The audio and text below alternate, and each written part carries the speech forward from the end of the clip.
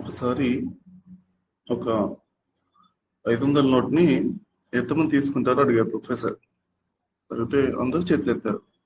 సరే అని కింద పడింది నోట్ కింద పడేసి అదే కింద పడిపోయింది అని మళ్ళీ తీసాడు. ఎంతమంది తీసుకుంటారు అంటే మళ్ళీ అందరూ తీసుకుంటాను.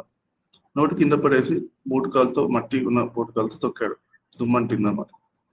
మళ్ళీ తీసి అడిగాడు, నీకు దుమ్మంటింది, నేను తొక్కేశాను అంటే నేను కానీ ఇంకెవరైనా అలానే ఇంకోళ్ళు కూడా ఇంకా వేరే ఒకళ్ళు ఇద్దరు తొక్కేశారు కాబట్టి ఇప్పుడు ఎంతమంది తీసుకుంటారు అంటే అందరు మళ్ళీ చేస్తారు. దుమ్మంతా దుమ్ము దులిపేసి తీసుకుంటాం అంతే అని చెప్పారన్నమాట. అట్లా అప్పుడు ఏం చెప్పారంటే ఈ నోటు ఎలా అయితే మరి దుమ్ము అంటినా కానీ ఎవరైనా తొక్కేసినా కానీ దీని వాల్యూ తగ్గలేదో, దీని ప్యూరిటీ తన వాల్యూ తగ్గలేదు, అలానే మీరు కూడా మీ వాల్యూ ఎప్పుడు తగ్గలేదు. మీరందరూ ప్యూర్గానే ఉంటారు, బెస్ట్గానే ఉంటారు. మీరందరూ ఎటువంటి పరిస్థితులు ఏర్పడినా కానీ మన లైఫ్లో ఏమాత్రం కంగారు పడాల్సిన అవసరం లేదు.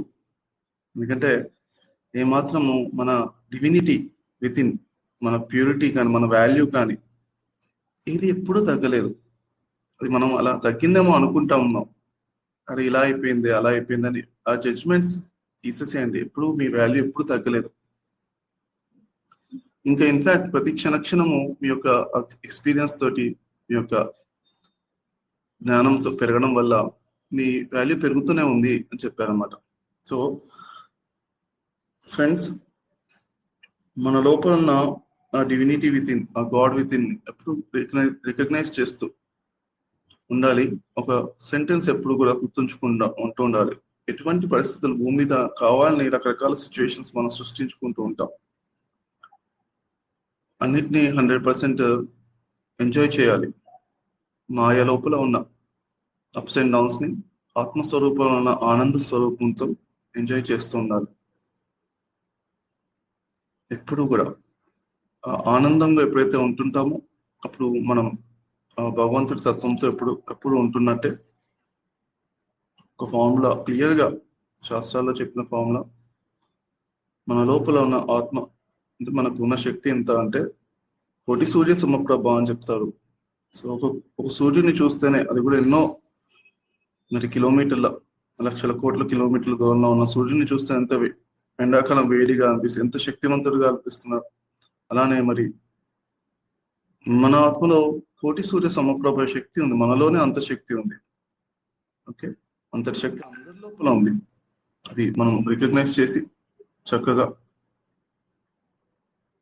ఈ శక్తిని చక్కగా మనము నిత్య జీవితంలో ఫీల్ అవుతూ ఉండాలి. ఎప్పుడు కూడా మనం ఎప్పుడు కూడా ఆ డివినిటీ వితిన్, ఆ గాడ్ హుడ్ ని మనం ఫీల్ అవుతూ ఉండాలి. బ్రహ్మ భావన అతి ముఖ్యమైనది అని చెప్పారు వశిష్ఠ గీతలో. వశిష్ఠుల వారు రాముల వారికి చెప్పారు. అంటే నేను బ్రహ్మ స్వరూపమే, అంతా చుట్టుపక్కల అందరూ కూడా భగవంతుడి స్వరూపాలే. అందరి లోపల ఉన్న భగవంతుడి శక్తిని, మన లోపల ఉన్న బెస్ట్ పాసిబిలిటీ, మన లోపల ఉన్న బెస్ట్ ని చూడాలి, అందరిలో ఉన్న బెస్ట్ ని చూడాలి. ఇప్పుడు అది హైయెస్ట్ అని చెప్పారు. దట్స్ ద బెస్ట్ థింగ్ అని చెప్పారు. అది తర్వాత మరి ధ్యానం అని చెప్పారు. రెండోది ధ్యానం అని చెప్పారు. ఓకే, ధ్యానం చేస్తూ ఉన్న వాళ్ళు ఎవరైనా కానీ ఈ బ్రహ్మభావన అనే దాన్ని కూడా మనం పట్టుకుని దాన్ని కూడా ఫీల్ అవుతూ ఉండాలి. లోపల ఎప్పుడు ఆ బ్రహ్మభావనతో ఉండాలి. హైయెస్ట్, ద బెస్ట్ అన్నట్టుగా ఉండాలి. అఫ్ కోర్స్ ఏ పని చేసినా అంత బెస్ట్ గా చేస్తున్నాం అన్నట్టే చేయాలి. Okay, wish you all the best.